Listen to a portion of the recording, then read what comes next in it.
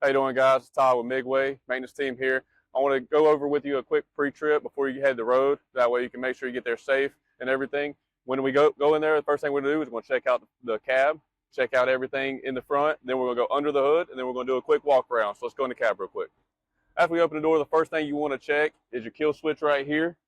Always make sure that you turn it on when you get in, and then turn it off whenever you exit, especially on weekends and stuff like that, so it does not kill the battery. That way, they're right here on the Cascadias, and on some of the Volvos, they'll be up under here in the battery compartment. So those are two spots to check. Now that we got the kill switch turned on, we're going to go ahead and start the truck and finish our in-cab inspection.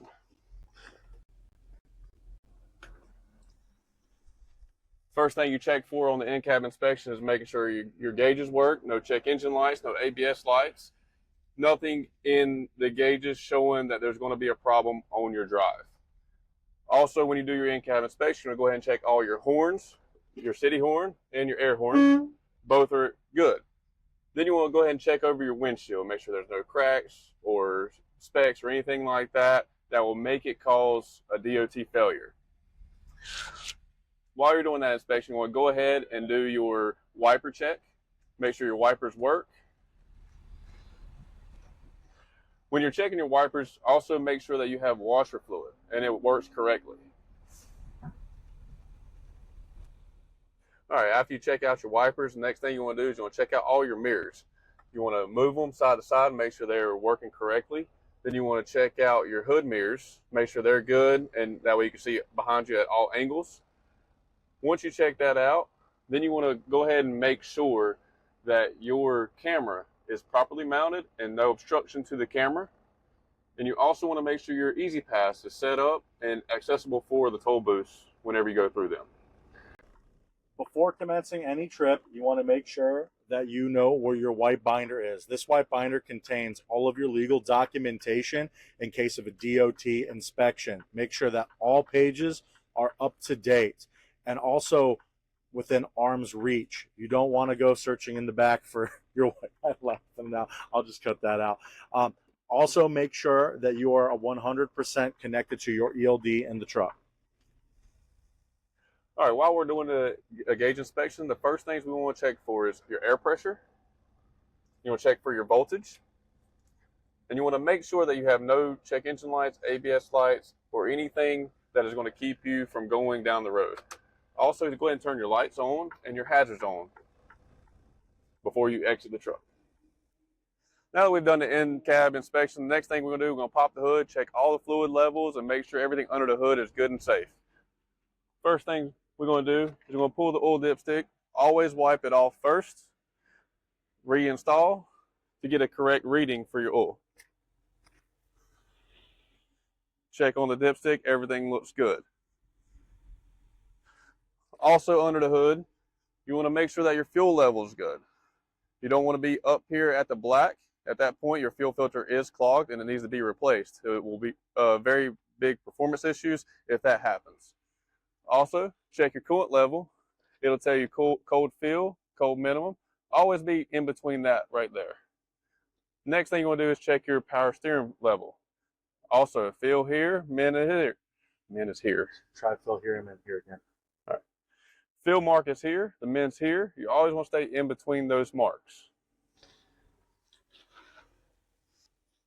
Also, on your under cab inspection, what you want to check is your tread depth and then the wear. There's three different ways that a tire can fail per DOT: tread depth, inflation, and damage and cut in sidewall or anything like that. So those are three things you want to check on those. Also, when you look underneath here, you can see your brake pad lining.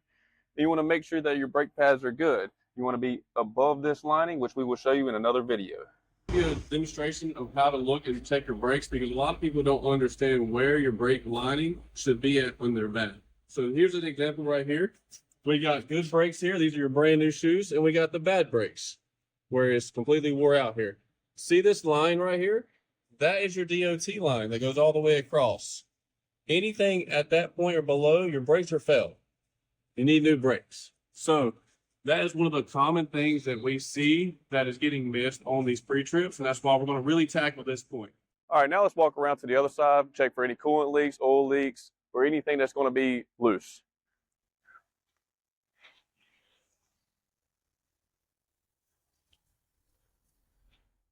while you're doing your walk around, obviously you want to make sure everything's good and secure. You make sure that you have no oil leaks, coolant leaks, or anything dripping underneath the truck whatsoever. Now that we got under the hood inspection done, now we can close it, secure it, and start our walk around. All right, when you start your walk around inspection, the first thing you want to do is you want to open this compartment here, check out and make sure that your DOT triangles are here and secure, and your fire extinguisher is in the green and also secure. Those are always going to be in this compartment, underneath the bunk, or right as soon as you get into the driver door. After that compartment, you want to go ahead and do the walk around, make sure your annual inspection is in date. Anytime they do an annual inspection, it will be a year after the date that is stamped. Go ahead and check your lights here and above. All your low beams, turn signals, all your clearance lights up top need to be burning at all times.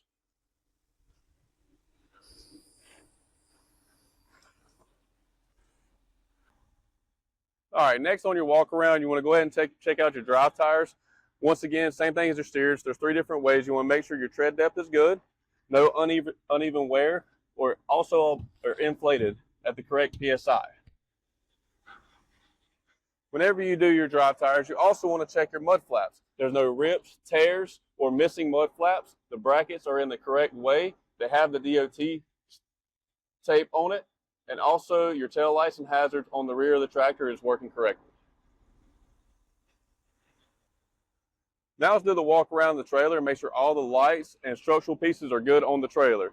You got lights on your wide turn. You got your clearance lights up top.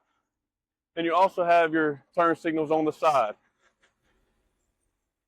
While doing your walk around on the trailer, go ahead and check out all of your tires. Make sure for uneven wear, inflation, and tread depth.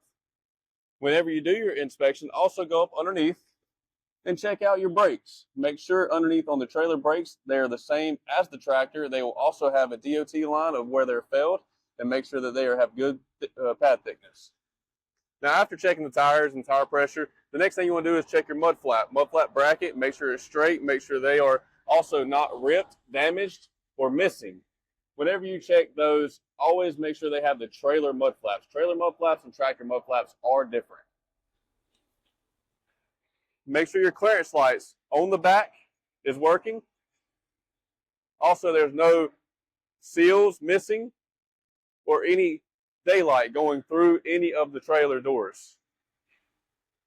You want to make sure that your lock rods are not loose.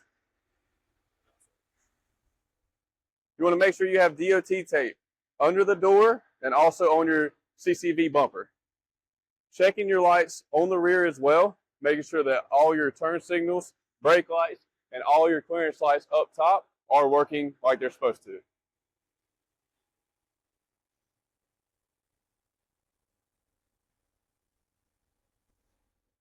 Also, when you do your walk around on the trailer, your ABS indicator right here will flash. The good way to check that is you cycle the key and it will cycle this light. Or if you cannot see it at that point, get out the truck, unplug your power cord, plug it back in, and it will cycle the ABS light for you. All right, also on the trailer walk around, you want to be very conscious of any air leaks on the trailer. And we're going to look at the coupling devices and make sure there's no air leaks at the 3-in-1. So when you walk up there, obviously your 3-in-1 has to be off the catwalk. Not rubbing, not chafing, anything like that. Make sure they're good and tight. And also there's no leaks at any of your fittings of the 3-in-1. When you get done checking over your 3-in-1, you want to make sure that your annual inspection is in date as well as your tractor inspection, and that your trailer registration is in date and connected to the trailer.